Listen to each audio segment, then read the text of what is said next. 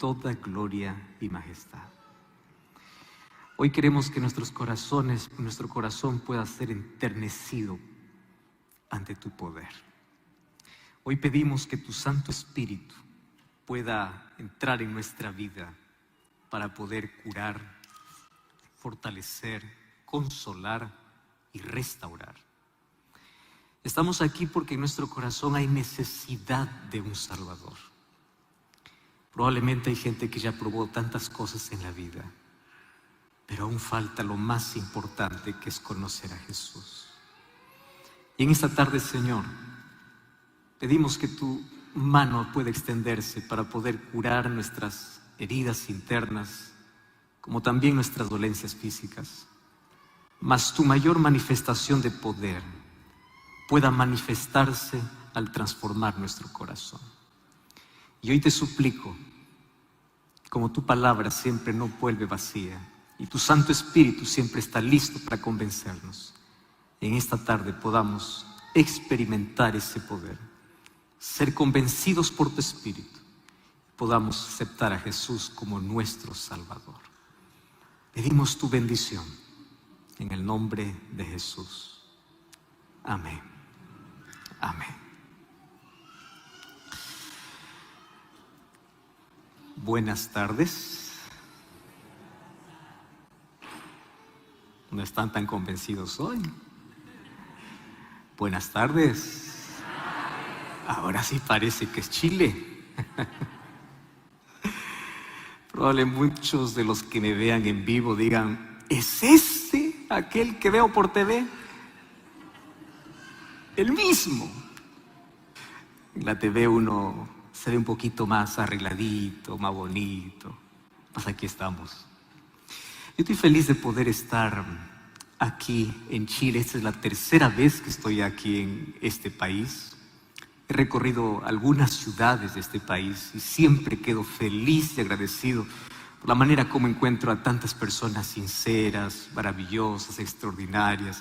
Dejan sus actividades. Hoy ustedes pueden haber estado realizando cualquier otra cosa, mas están aquí. Y estamos aquí porque queremos disfrutar de aquello que Dios tiene para nuestra vida. Mis felicitaciones para todos ustedes. Gracias también por permitirme entrar siempre a casa a través de los diversos programas de radio y televisión. Y hoy estamos comenzando aquí una serie especial, Esperanza para Vivir. ¿De qué se trata? Déjenme contarles. Durante todos estos días vamos a estar recorriendo algunas ciudades y yo quiero aprovechar este momento para poder saludar a aquellos que nos acompañan desde casa. Sé que en toda la asociación en este momento están reunidos en grupos pequeños. Así que yo quiero desde aquí abrazarte, tú que estás allí en casa, en un grupo pequeño, estás allí con todos los que invitaste hoy. Están conversando, más en este momento pararon todo para poder escuchar la palabra de Dios. Y me alegra poder extenderte a ti mi cariño, mi saludo. Y vamos juntos a alimentarnos de la palabra del Señor. Mas no solamente grupos pequeños aquí en esta asociación de Chile. Hay tantas personas que nos están acompañando de diferentes países. Recibí algunos saludos especiales que venían desde España, Guatemala, está Perú, está Ecuador. Hay varios países que nos están acompañando en este momento. Entonces, mi cariño también para ustedes. Y hoy hemos orado para que el Espíritu Santo, como siempre, pueda tocar nuestro corazón y hoy podamos experimentar un milagro en nuestra vida. ¿Cuántos trajeron Biblia? Muy bien. Vamos a comer entonces. Vamos a alimentarnos hoy de la palabra. ¿Saben qué? Es impresionante que cuando voy a las Escrituras, yo me encuentro con varias cosas realmente extraordinarias.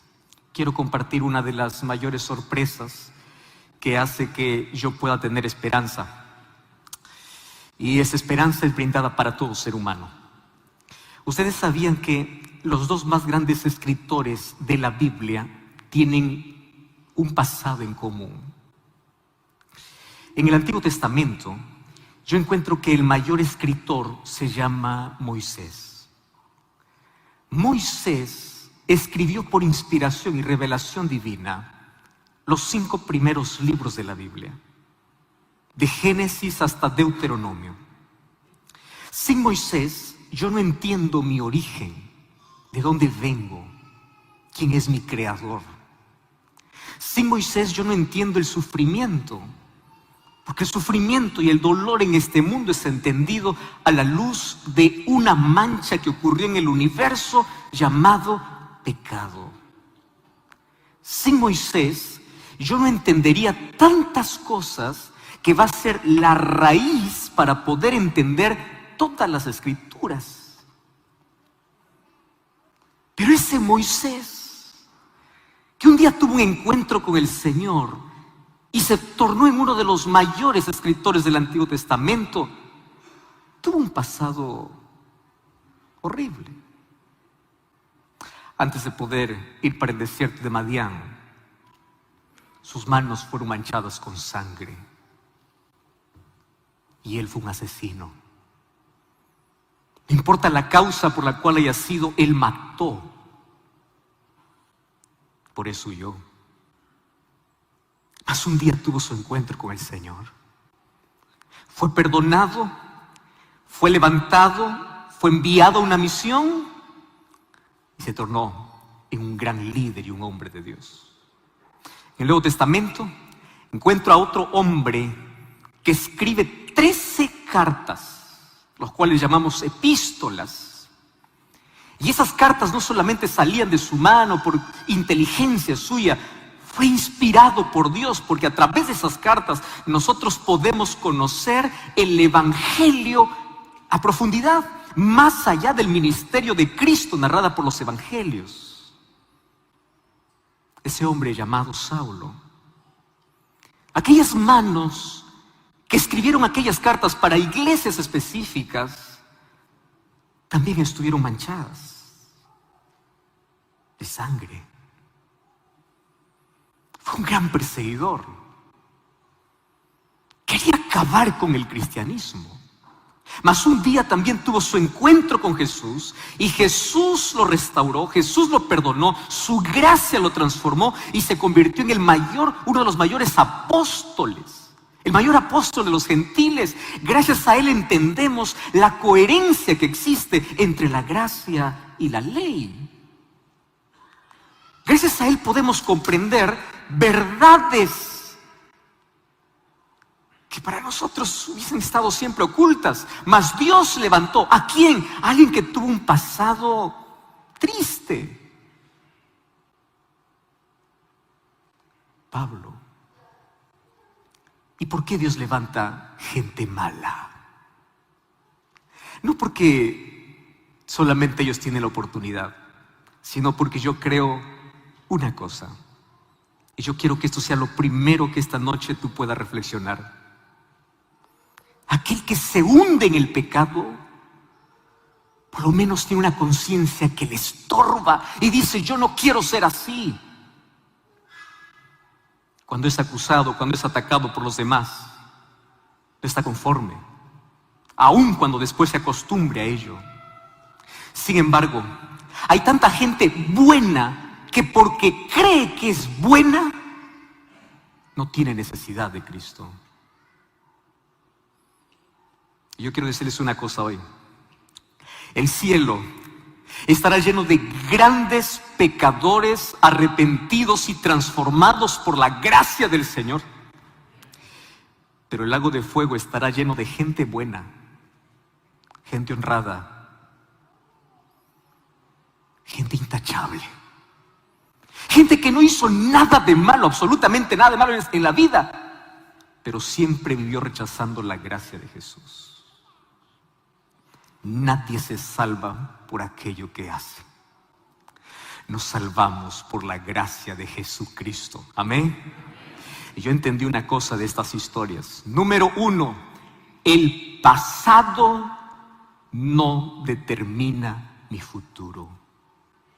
Yo puedo tener un pasado triste, doloroso, traumático, mas Dios puede levantar y puede convertir una vida destruida en una obra de arte por su gracia. Dios puede sacarme del hundido que estoy. Él me puede restaurar. Él puede hacer lo imposible. Esa es la segunda lección. Si Dios puede transformar un asesino en un instrumento, un perseguidor en un predicador, entonces Dios puede cambiarme a mí. Dios puede transformarte a ti. Dios puede levantarte a ti. Porque tu pasado no determina tu futuro. Lo que determina tu futuro es la gracia de Cristo. Y para ello necesitas tomar una decisión, tener un encuentro con Cristo. Es eso. Otra de las cosas lindas es que para Dios no hay nada, absolutamente nada imposible. Dios puede levantar de lo peor de este mundo un instrumento poderoso en sus manos. Y si Dios puede hacer eso con lo peor, imagínate lo que Dios puede hacer con alguien que todavía no se hundió en el pecado tan profundamente como muchos.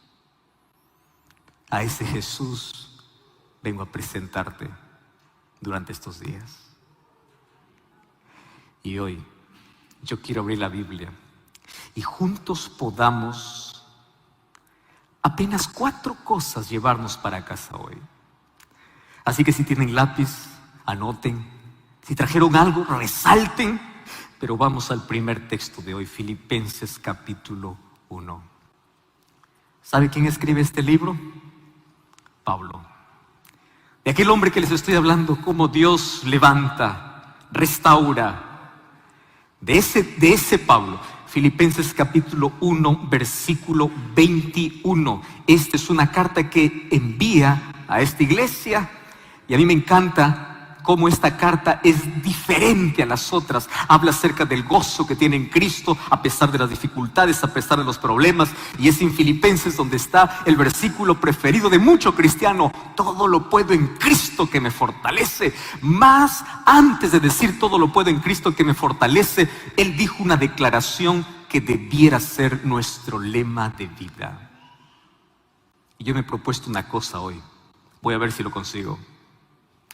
Yo me he propuesto que hoy tú vuelvas a casa aprendiéndote un versículo de la Biblia. ¿Cuántos creen que es posible? ¿Amén? Muy bien. ¿Y porque es corto lo vamos a aprender? Vamos a leer todo juntos, ¿les parece? Filipenses capítulo 1, versículo 21 dice así, y me gustaría que todos podamos leerlo a la voz de 3, 2 y 3. Dice: porque para mí el vivir es Cristo y el morir es ganancia. ¿Me permiten tomarles examen? Rapidito. Esta vez todavía es válido con Biblia. Lea usted 2 y 3.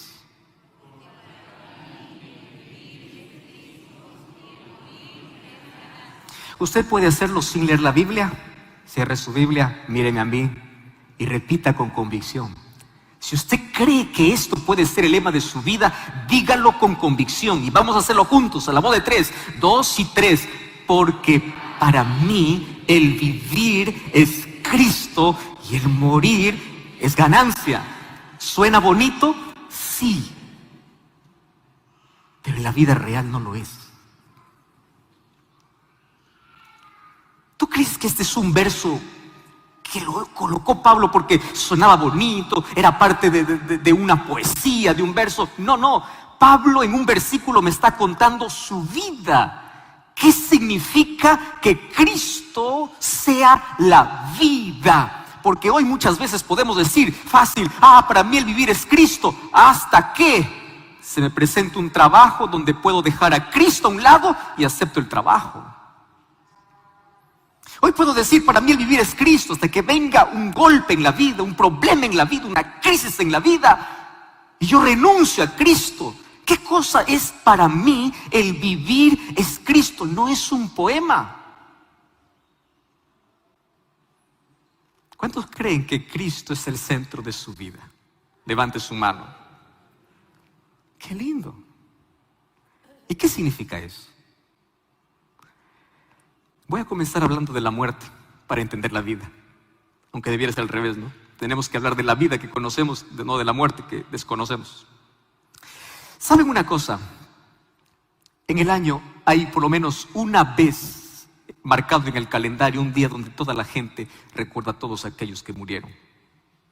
Y los cementerios están llenos de flores, de comida, de música, de llanto de recuerdos. Probablemente muchos de ustedes fueron a visitar ese cementerio. Cuando ustedes ven una cruz, acompañan el recuerdo de toda una vida. Y en sí la muerte abre una herida en el corazón que solamente será cerrada por completo cuando Jesús regrese, porque aún los mejores momentos de la vida siempre se extrañará a alguien que ya no está más con nosotros. Pero quiero decirles una cosa.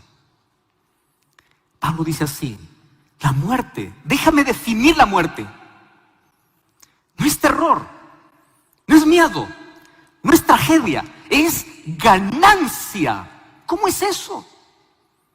¿Cómo que si muero yo gano? Porque si vivo, vivo para Cristo. Y si muero, yo gano. ¿Cómo que gano? ¿Cómo que es ganancia? Y aquí yo traigo un concepto interesante de cómo la persona ve la vida. ¿Cómo tú visualizas el final de la vida?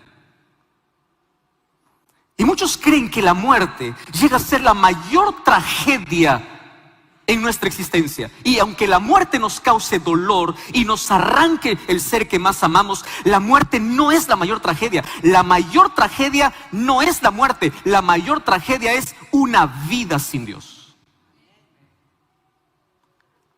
La mayor tragedia es vivir sin Cristo y morir sin esperanza. Esa es tragedia. Pero para aquel que aprende a vivir haciendo de Jesús el centro de su vida, la muerte no es un punto final, es una pausa, es una coma. Esa tumba se abre, un día Cristo regresa, porque la muerte está vencida y tiene sus días contados. Pero para que yo pueda visualizar que la muerte es ganancia, porque apenas descanso de mis obras hasta el regreso de Jesús, yo tengo que aprender a vivir correctamente. Y la vida correcta, Pablo me enseña y me dice así: si tú quieres ver a la muerte no como tu mayor enemigo, porque Cristo lo derrotó, sino que apenas como un descanso de tus fatigas, de tu dolor. Si tú quieres aprender a morir en paz, tienes que aprender a vivir en paz. Y esa vida solo te dará Cristo. Porque para mí el vivir es Cristo. Y esta tarde yo quiero que tú vayas a casa aprendiendo 4 cosas de lo que significa para mí el vivir es Cristo. Y voy para el primer asunto. Quiero hablarte un poquito de el trasfondo de quién era Pablo. Pablo cuentan los historiadores, que haciendo el cálculo entre Pablo y Jesús, ellos más o menos eran contemporáneos. Eso significa que mientras Pablo corría por las calles de Tarso, Jesús corría como niño por las calles de Nazaret. Crecieron en diferentes territorios. Nazaret era el lugar más humilde y Tarso no. Tarso era una de las 3 ciudades más importantes que tenía Cilicia. Y te lo digo importantes porque era considerada una de las ciudades más comerciales y donde había tanta gente extranjera que entraba y salía. Y en Cilicia y en todo su territorio, donde comprendía Tarso, era reconocida por tener la mayor y la mejor educación del mundo en ese tiempo. Ahora entiendes a Pablo. Creció en un lugar donde se desarrolló la mayor educación. Pablo era un políglota. Pablo hablaba más de 2, 3 idiomas. Pablo no le temblaba las piernas para poder enfrentar al rey, al gobernador o al emperador. Pablo creció conociendo perfectamente la mayor riqueza cultural. Solo que su padre era un judío que había salido, y como judío él entregó como herencia la religión para su hijo. Y su hijo Saulo creció entendiendo quién es Dios, leyendo la Torá, tanto así que a los 13 años de edad él fue enviado de Tarso para Jerusalén. Y allí en Jerusalén fue educado bajo una gran eminencia llamado Gamaliel, renombrado, preparándose para ser el fariseo más brillante. Y para llegar a ser fariseo necesitaba cumplir ciertos requisitos. más allá de la memorización de los textos y la discusión de la Torá, tenía que aprenderse todas las leyes que los judíos tendrían, descritas ya en el Talmud y Mishnah y otros escritos. Así que Pablo creció aferrándose y creyendo que la ley era el único medio de salvación. Él era un creyente, educado, brillante, fariseo, sin Cristo. Yo quiero decirte una cosa: la educación es tan importante en nuestra vida. Abre nuestros ojos, abre nuestro horizonte. Dios quiere, es más, la Biblia es un libro de educación. Cuando Dios nos llama a su reino, Él nos educa. La educación es parte de nuestro desarrollo profesional, de nuestro crecimiento. Y yo alabo y doy gloria a Dios por personas que se esfuerzan, que estudian, que tienen títulos, que tienen grados y posgrados. Está bien, pero aquí va. Tú puedes tener el mayor título del mundo, pero si no tienes a Cristo, siempre serás vacío.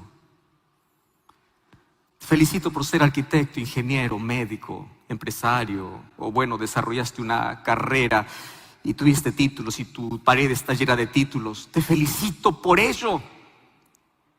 Pero ese conocimiento que tú tienes sin Cristo siempre será vacío.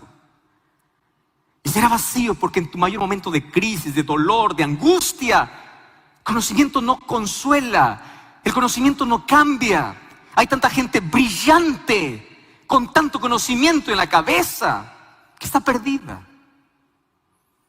Cuando yo leo a Salomón en Eclesiastés, él dice: yo no privé nada a mis ojos, pero todo era vanidad. Yo edifiqué casas, pero era vanidad. Yo tenía tanta plata y tanto oro, pero era vanidad. Yo tenía tanta sabiduría, pero era vanidad.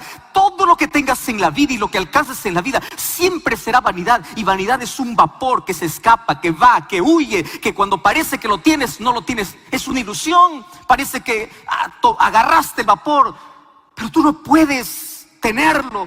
Todo es vanidad sin Cristo.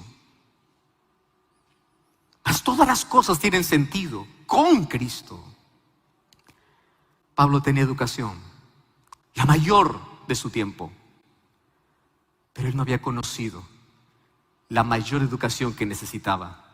Que el mayor título de la vida, más allá de un título profesional, el mayor título siempre será conocer la salvación. Siéntete feliz si es que tú logras en esta vida y tienes que esforzarte para tener conocimiento, pero que tu mayor conocimiento se enfoque en algo que nunca termina y nunca acaba, y eso se llama salvación. Y así como tú inviertes tiempo para poder estudiar y dar un examen y estar 5 años en una universidad, invierte tiempo para tu salvación. Abre la Biblia, lee la Biblia, profundízate en la Biblia, porque todo el conocimiento humano, por más brillante y extraordinario que sea, no cambia, no salva. Mas el conocimiento de Cristo transforma la vida. Saulo tenía educación, brillante, educado, pero le faltaba el mayor conocimiento: Jesús. Número 2, Pablo tenía una religión. ¿Qué religión tenía? Era judío, fariseo. Y aquí viene el otro problema. Una religión sin Cristo es vacía. No importa las buenas intenciones que tengas. ¿Tú crees que Saulo era uno de aquellos que decía ser religioso y no lo era? No, él era practicante, celoso en extremo. Tanto así que él creía que estaba sirviendo a Jesús o a Dios, pero no lo servía. Él apenas seguía sus propios caprichos. Eso se llama tener la religión de Caín. Yo creo en Dios, pero yo quiero hacerlo de mi manera. Saulo era sincero. Él creía en Dios, pero odiaba a aquellos que decían amar a Dios de otra manera. Intolerancia. ¿Tú crees que eso se ha perdido ahora? No. Tantos padres en nombre de Dios botan a sus hijos de casa cuando ellos comienzan a creer en Dios de otra manera. Dicen amar a Dios, pero rechazan y odian a aquel que ama a Dios de otra manera, o ama a Dios de acuerdo a su conciencia y lo que la Biblia dice. Y hay tantas familias que en nombre de Dios desheredan a sus hijos.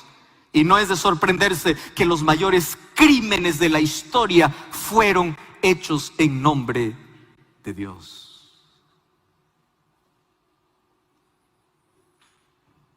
Tantos pastores incluso que amenazan a su rebaño. Si tú cambias de religión, te irás al infierno, estás en pecado, porque te enseñan a amar una religión más que a Cristo. Y Pablo era celoso en su religión, pero odiaba a los del camino, porque en ese momento no se llamaban cristianos todavía, se llamaban los del camino. Cristianos se les colocó cuando estaba en Antioquía. Odiaba tanto a los cristianos y él creía firmemente una cosa. Decía así: o acabo con el cristianismo o el cristianismo va a acabar con el judaísmo. ¿Y cuál era el problema de Saulo? El problema de Saulo era la percepción equivocada que muchos hoy todavía tienen. ¿Cuál era la percepción de Pablo? Pablo pensaba así: la salvación, señores, tiene que ser por guardar la ley. Ahora que venga un grupo de cristianos y diga: la salvación es por la fe en Cristo. No, eso yo no acepto. La salvación es por hacer. Y el odio contra el cristianismo era porque los cristianos, siendo 12, siendo 120, comenzaron a diseminar por todas las sinagogas de un Jesús, el Salvador, un Jesús que ofrece gracia, pero que no está en contra de la ley. Y aquí viene el mayor problema, solo que en el asunto de Pablo era un extremo. Hoy tenemos por lo menos dos extremos. ¿Cuál es el primer extremo?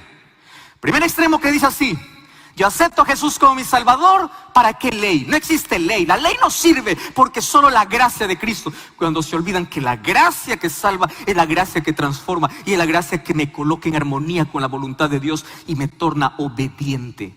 Pero ahí está el otro extremo: no importa la gracia, solo la ley. Y ese grupo de personas son los legalistas, aquellos que piensan que solamente se llega al cielo haciendo.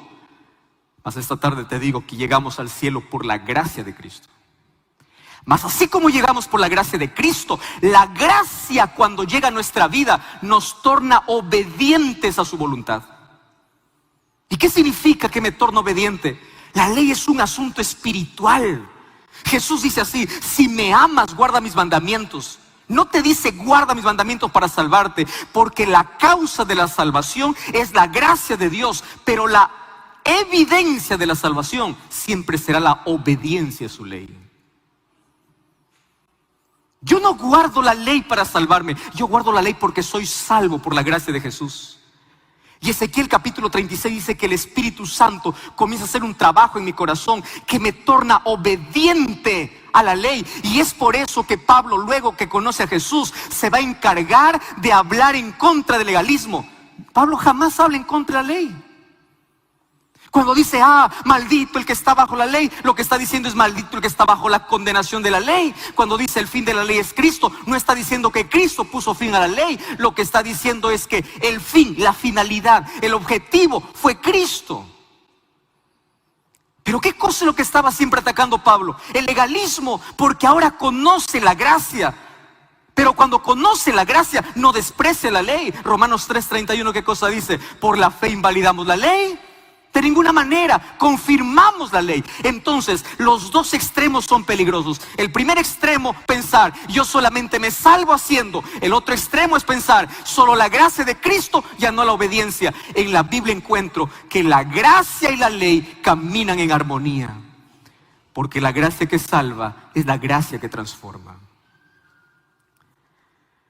Pero, en la perspectiva de Pablo, el evangelio del cristianismo era una completa locura. Porque todavía no conocía a Cristo. ¿Y cuál es la segunda lección? Tú puedes tener una religión y no haber conocido la salvación. Tú puedes creer que estás adorando a Dios, pero lo estás haciendo a tu manera, a tu capricho. Incluso piensas que estás defendiendo a Dios, pero estás en contra de Dios. Yo quiero decirte hoy, Dios no necesita defensores. Dios necesita testigos. Dios no necesita de abogados. Yo voy a defender. Hay gente que piensa que está defendiendo a Dios cuando en sí está defendiendo su credo, su creencia, su tradición, su religión, y está en contra de Dios. Por eso es que hay gente intolerante que amenaza, que deshereda, que hace esto y lo otro. ¿Por qué? Porque puedes tener una religión, pero la religión no indica que tienes a Dios en el corazón.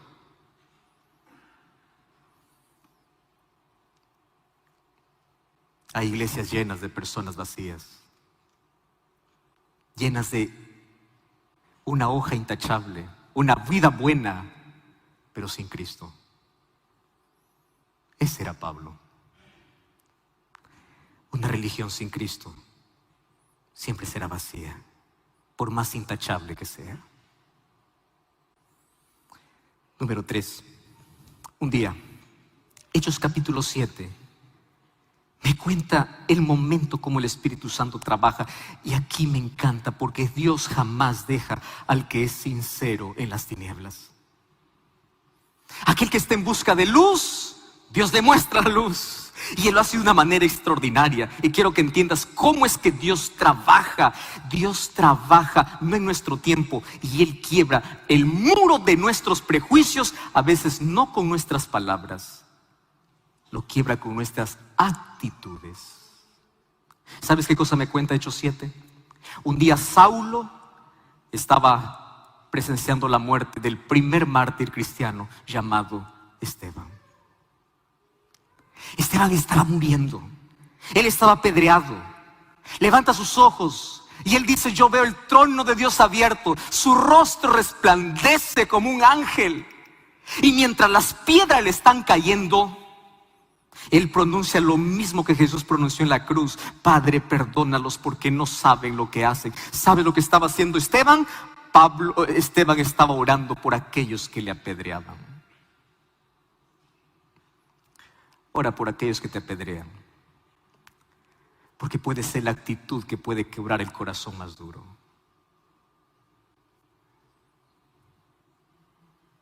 Para Pablo podría decir: este es uno menos, qué bueno, un cristiano menos. Pero algo que jamás pudo olvidar probablemente fueron las palabras de un hombre que él estaba matando, y el otro estaba orando por él. ¿Tú sabes cuál será uno de los encuentros más lindos en el cielo? El encuentro de Pablo y Esteban. Mientras él moría, siendo apedreado por su fe, oraba por aquellos que le apedreaban. Tu actitud puede hacer la diferencia para que el Espíritu Santo pueda trabajar en el corazón más endurecido. Porque lo que atrae a las personas a Jesús siempre será el amor. El amor rompe cualquier barrera. El ser humano no puede resistirse ante un acto de amor. Y el Espíritu Santo comienza a trabajar en el corazón del más endurecido, no por aquellos que dices, por aquello que dices, sino por cómo le tratas, qué haces, cuál es tu actitud. Y allí Pablo entendió una cosa interesante: la vida, para que esté completa, para que esté llena, tiene que estar Cristo. Y cuando está Cristo, morir. ¿Cuál es el problema de morir? Él lo aprendió de Esteban. Y él dijo, probablemente en este momento: ¿cómo es posible que mientras yo los persigo y los mato, ellos oran por mí? ¿Qué vida es esa? Un día lo entendió. Y cuando escribe el libro de Filipenses, él dice: no importa si yo estoy en prisiones, si yo voy a morir, no importa lo que haga por Cristo, porque para mí el vivir es Cristo, mi vida es Cristo, el centro de mi vida es Cristo. Morir no es miedo, no es tragedia, morir es ganancia. Él lo aprendió desde una actitud simple de un hombre llamado Esteban. ¿Qué cosa significa para mí vivir es Cristo? Número 1, Todo lo que pueda tener en la vida, si no tengo a Cristo, es vacío. Incluso tener una religión sin Cristo es vacía. ¿Qué cosas para mí vivir es Cristo? Estar dispuesto incluso a dar la vida por Jesús. Porque Él llena todo. Él da sentido y es el centro de todo. Y la cuarta cosa es importante, impactante. ¿Qué harías tú si en un momento dado, después de haber servido tantos años fielmente a Dios, aparece Dios y te dice: todo lo que tú has hecho está equivocado? ¿Qué harías? ¿Te molestarías con Dios? Eso es lo que pasó con Saulo. Después de tantos años haber gastado fuerza, energía, tiempo, dinero, recursos, toda su vida estaba abocada a perseguir y desaparecer el nombre de Cristo. Un día Dios se le aparece, un día Cristo se le aparece y dice: por mejores intenciones que tengas de servirme, la manera en la cual tú lo haces es equivocada. Yo te voy a decir una cosa: muchas veces Dios va a aparecer en tu camino para decirte: tú eres sincero, pero estás equivocado. ¿Y sabes cuál es la actitud más linda de este hombre? Es que él estuvo dispuesto a renunciar hasta su propia religión. Porque cuando tú de verdad quieres servir a Dios, no es lo que la religión dice, es lo que Dios te pide. Y quiero que entiendas algo. Muchos colocan su religión por encima de Dios. Yo recibo tanta gente todos los años en Biblia Fácil. Hablamos sobre todo tema: santuario, Espíritu Santo, doctrina, Daniel, Apocalipsis. Este próximo año estaré estrenando una temporada sobre el mensaje de los 3 ángeles de Apocalipsis capítulo 14. 15 temas de solo 6 versículos de Apocalipsis. Y yo presencio de cerca la lucha de la gente. Porque ninguno de los que está allí, ustedes que acompañan el programa, ninguno de los que está allí pertenecen a la iglesia adventista. Ninguno. Y ahí comienza el confrontamiento. No conmigo, con la palabra. Porque es Biblia. ¿Y cuántas veces he tenido personas viniendo a mi lado diciendo: pastor, yo entiendo lo que la Biblia dice, yo entiendo que puedo estar equivocado. Ah, pastor, pero mi iglesia, pero mi pastor, pero esto, pero lo otro. Porque hay gente que aún conociendo la verdad se aferra a su tradición, se aferra a su iglesia, se aferra a su pastor, se aferra a todo y coloca todo por encima de Jesús. Pablo, cuando entendió que estaba sirviendo a Cristo de manera equivocada, no le importó todo lo que había hecho. Él dijo: Señor, ¿qué quieres que haga? Porque a partir de hoy yo no quiero hacer lo que yo quiero. Yo no quiero hacer lo que yo quiero hacer lo que tú quieres. ¿Sabes qué significa para mí el vivir es Cristo? Colocar a Jesús incluso por encima de cualquier creencia absurda que esté en contra de su voluntad. Estar dispuesto incluso a renunciar tus años y años de experiencia en un lugar, en una iglesia. Mas ahora tú descubres que la palabra de Dios tiene un plan para tu vida, que Dios tiene un camino diferente.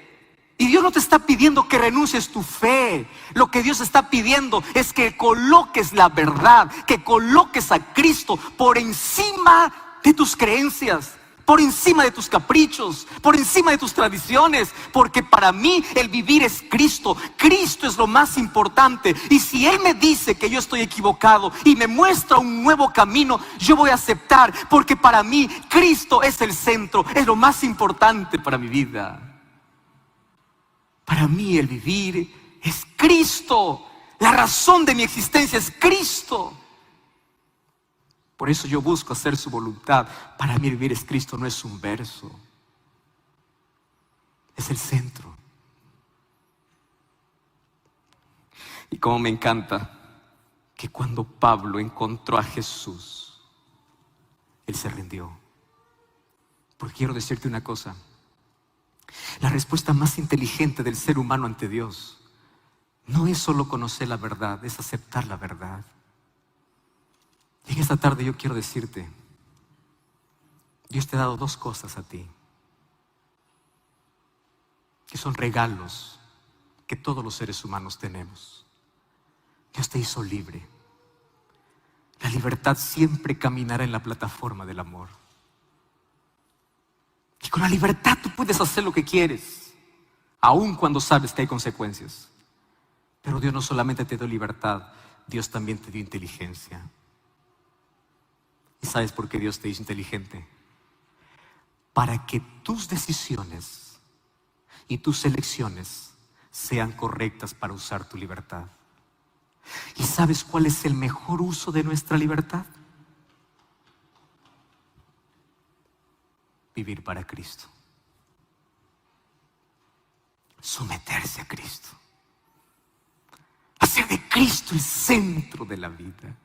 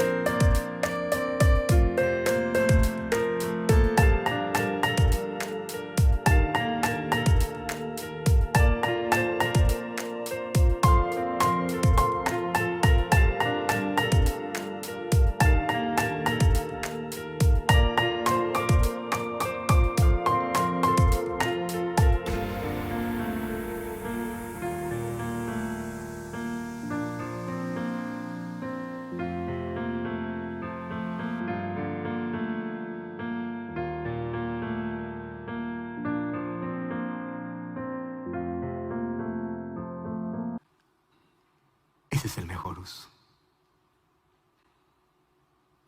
Yo quiero que repitas conmigo otra vez, sin abrir la Biblia,